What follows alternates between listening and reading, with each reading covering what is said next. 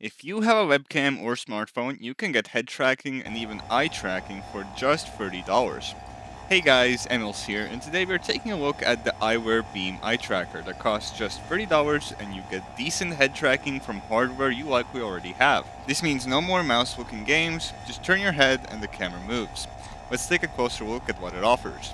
So it offers tracking in over 200 games, including DCS World, which we play a lot on this channel, and will be the main focus of this video. You can use it standalone or through OpenTrack if that's what you prefer. You can set it up very fast, pretty much instantly, with your existing phone or webcam, and you can tweak your settings through their quite well made software. It has a dedicated iOS app on any Face ID enabled iPhone or iPad, which will do all the processing on your phone, which means that it will have less of a CPU performance hit on your PC. This is the way I use it because it is very convenient. Now, if you're on Android, apparently Android 14 lets you turn your phone directly into a webcam through USB-C, which is pretty nice. I will link to their website in the description where you can learn more about the specs and how to set up your choice of camera type. Now with Beam on the desktop, there's a handy guided setup. First, I simply input the IP shown on the screen of my phone into the setup on my PC and press save. It should connect after you press streaming in the app.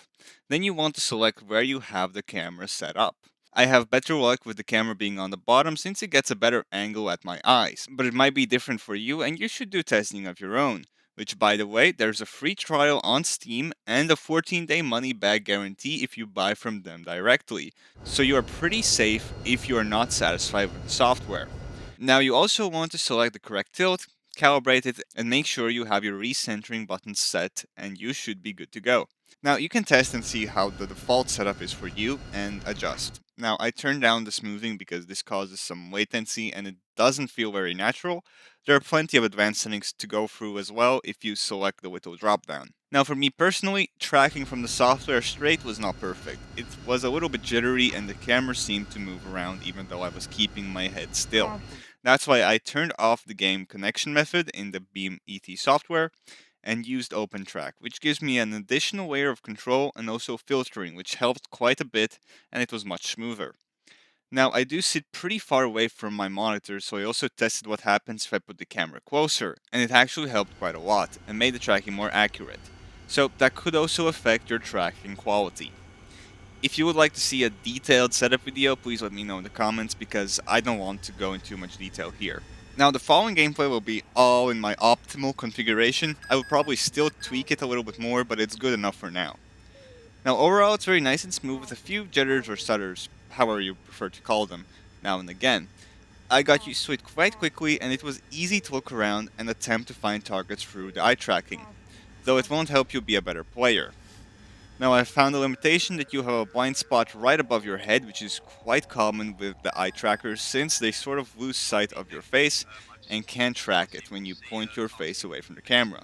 While heavily zoomed in, you will have trouble making small movements, and the camera might move while you are pressing switches. But I still enjoyed flying, and honestly, it was not deficient in any major way after takeoff. You might have some trouble on startup, but it only gets better from there.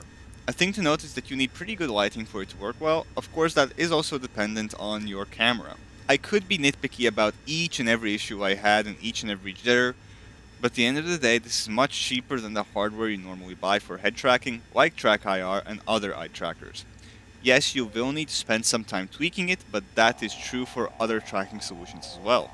I would say it is worth giving a shot and testing it out to see if it fits your setup. It might not be perfect for me, but it just might be what you are looking for. Buy it, test it for a couple of days, and if it doesn't suit you, then get your money back. I have left a link in the description, and let me know what you think of this software in the comments. Alright, that's it for me, and I'll see you guys next time. Bye!